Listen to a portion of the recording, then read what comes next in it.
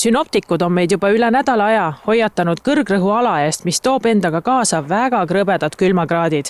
Ja võiks ju arvata, et me siin Eestis oleme nende krõbedate külmakraadidega väga harjunud. Vahel aga lihtsalt juhtub niimoodi, et ka kõige parem ettevalmistus ei ole kahjuks piisav. Külmade ilmadega seoses tööd on ikkagi olnud natukene rohkem. Meil on ka need viirushaigused liikvel, mis omakorda kutsete arvu suurendavad. Lisaks on meil liiklusavariisid rohkem ja tänavapeal kukkumisi. Et mõnevõrra on rohkem, aga mitte midagi hullu. Nii Kiirabi kui ka Päästeamet kinnitavad, et väljakutseid seoses alajahtumisega või koduvalesti kütmisega on omajagu. Otseselt väljakutsete arv meil suurenenud ei ole, aga väljakutsete profiil on meil muutunud. Et kui inimesed liiguvad vähem väljas, siis juhtub ka vähem õnnetusi, mis on seotud nende väljas liikumisega. Kui inimesed on rohkem tubastes oludes, siis sagenevad sündmused, mis on seotud ka toas olles või toas olemisega. Et näiteks sinna hulka käibki ülekütmine, et meil eelmise ööpäeva jooksul oli juba 3 sündmust, mis on seotud ülekütmisega. Inimesed ikkagi on allajahtumiskutseid meil olemas, et kõige enam võib-olla tookski välja sellised peo pealt tulijad, kes võivad siis pargipingile istuma jääda, magama jääda, vanad inimesed, kes ei saa enda riietamisega piisavalt hästi hakkama, et ei riietu kihiliselt, et külmuvad natukene õues ära, et tõesti selliseid kutseid on. Külm ei näita synoptikute sõnul veel taandumise märke, vaid hoopis vastupidi. Läheb veel krõbedamaks. Number 1 asi, mis me iseenda kaitsmiseks saame ära teha, on õige riietus. Külma eest ennast kaitsta ikkagi riietume kihiliselt. Kihid võiksid olla kuivad, võimalusel puuvillased, et sellist märga riietuskihti või siis nailonit vältida.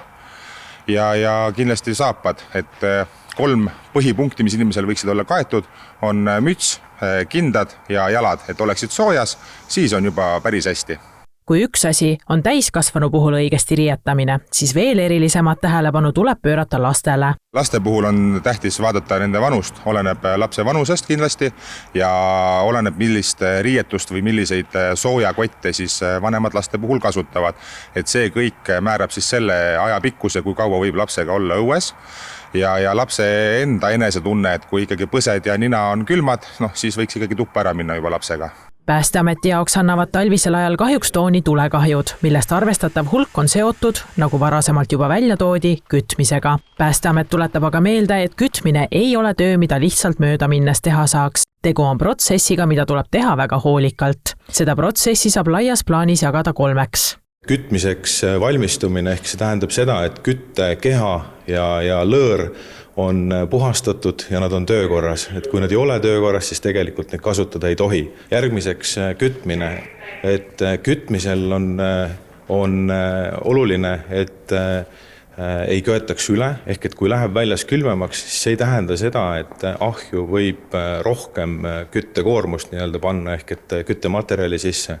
Et see peab jääma mõistlikkuse piiridesse, sellepärast, et kõik küttekehad on tegelikult projekteeritud ikkagi teatud kuumuse taluvusele.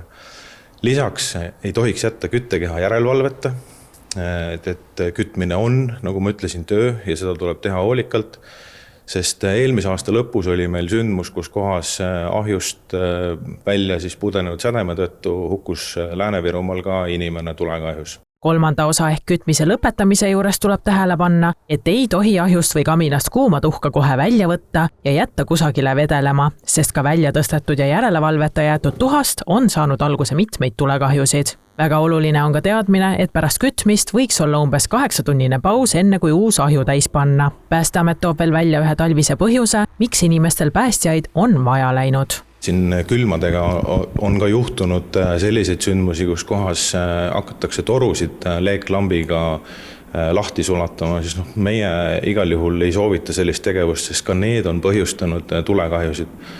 Et meie soovitus on pigem olla kannatlikum ja võib-olla see on ka tülikam või kallim, aga teha seda sooja puhuriga, sest et see on kindlasti ohutum tegevus, kui teha seda siis leeklambiga.